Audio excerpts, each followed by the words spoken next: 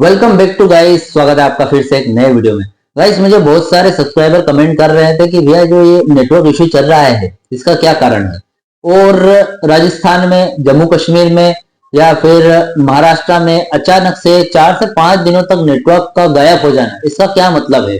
मतलब क्यों गायब हो रहा है? ठीक है, अचानक से कॉल कट जाती है तो इतना नेटवर्क इशू क्यों देखने को मिल रहा है? ठीक है, तो गाइस आपको बता दूं कि नेटवर्क इशू इसलिए देखने को मिल रहा है क्योंकि आपकी जो 3G सर्विस है वो 1 अप्रैल से बंद होने वाली है।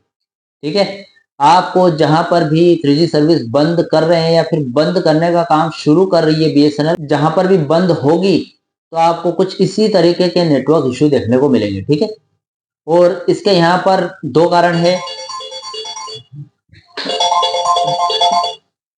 3G सर्विस बंद हो रही है आपकी। अगर 3G सर्विस बंद हो रही है तो इसका कारण क्या है? ठीक है, और इसके साथ ही अगर बीएसएनएल 4G सर्विस आपको प्रोवाइड करवा रहा है तो 4G के बाद 4G प्लस सर्विस क्यों नहीं प्रोवाइड करवा रहा है? जैसे कि private telecom companies, other companies आपको प्रोवाइड करवा रही 4G प्लस टावर मिलता है आपको। जैसे कि आप 4G बीएसएनएल 4G यूज कर रहे हो, सिम यूज कर रहे हो, तो आपको सिर्फ 4G ही लिखा आएगा, वहां पर 4G प्लस लिखा नहीं आएगा। ठीक है, तो ये आखिर क्यों हो रहा है? बीएसएनएल 4G प्लस लेकर क्यों नहीं आ रहा है? तो सारा कुछ दोनों जानकारी इस वीडियो में आपको बताने वाला हूँ। वीडियो पूरा जरूर देखना। चैनल पर नए हो तो सब्सक्राइब करें। मेरा नाम है सुनील विश्वकर्मा। जानकारी यूजफुल लगे तो एक लाइक करके जरूर जाना। चलिए गाइस, बढ़ाते हैं वीडियो को आगे। अब गाइस, इसका रीजन ये है कि बीएसएनएल तीन नेटवर्क को आपको प्रोवाइड करती है, 2G, 3G और 4G।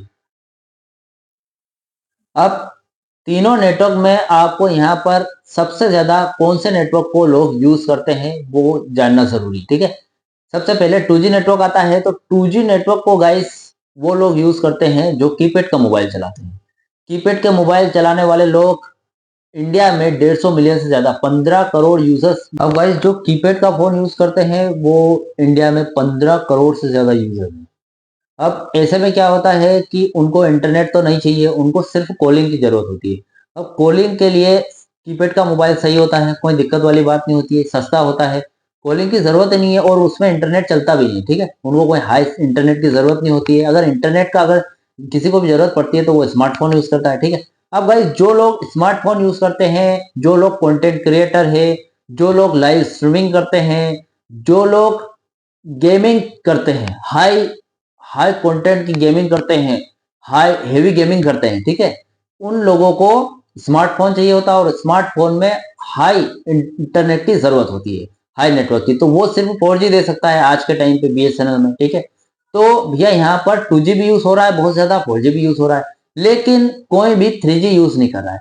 3G बहुत ही कम लोग यूज कर रहे थे। अब 3G का ना तो कीपैड वाले मोबाइल यूज करते हैं, ना ही 4G वाले मोबाइल यूज करते हैं। मतलब दोनों तरह के लोग 3G का इस्तेमाल अभी नहीं कर रहे हैं। तो कुल मिला के देखा जाए तो जो अगर चार्ट बोर्ड पे देखें बीएसएनएल के, तो जो 3G है वो इतनी ज्यादा कम यूज होती है कि उसके जो कस्टमर है उसका जो डेटाबेस है वो नीचे गिर रहा है।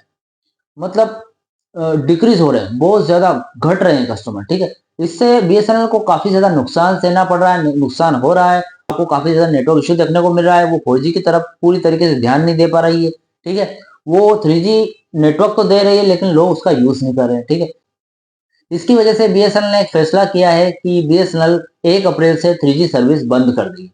अब 3G सर्विस बंद होने से आपका क्या नुकसान होगा? यहाँ पर गाइस, 3G सर्विस बंद होने से आपका सिम बंद भी हो सकता है, क्योंकि बहुत सारे ऐसे यूजर्स है बीएसएनएल में जो काफी पुराने हैं, जो 5 से 10 साल से 3G का सिम यूज कर रहे हैं। वो यूजर्स का नंबर अचानक से बंद हो जाए तो मतलब यही है कि 3G का जो नेटवर्क है वो बंद होगा। 3G नेटवर्क बंद होगा तो वो जो सिम पुरानी है वो भी बंद हो जाएगी। ठीक है, अब इस चीज से बचने के लिए क्या करें?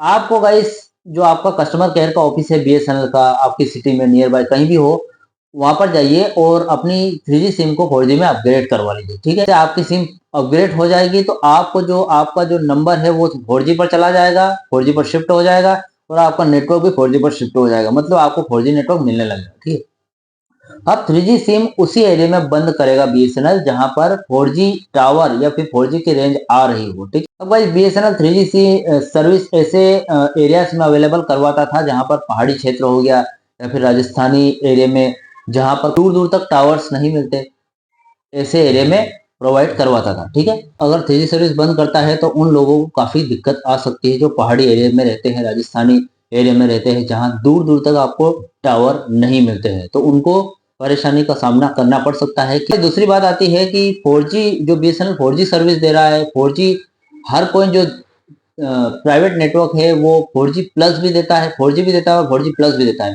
तो BSNL 4G दे रहा है, 4G प्लस क्यों नहीं दे रहा है? BSNL है वो 700 मेगाहर्ट्ज की फ्रीक्वेंसी को यूज करता है। ठीक है, अपनी 3G सर्विस के लिए 700 मेगाहर्ट्ज की फ्रीक्वेंसी को यूज करता है और 4G सर्विस के लिए जो फ्रीक्वेंसी चाहिए होती है वो चाहिए होती है 2100 मेगाहर्ट्ज। ठीक है, तो एक ही चीज बीच में आ जाती है, पैसा।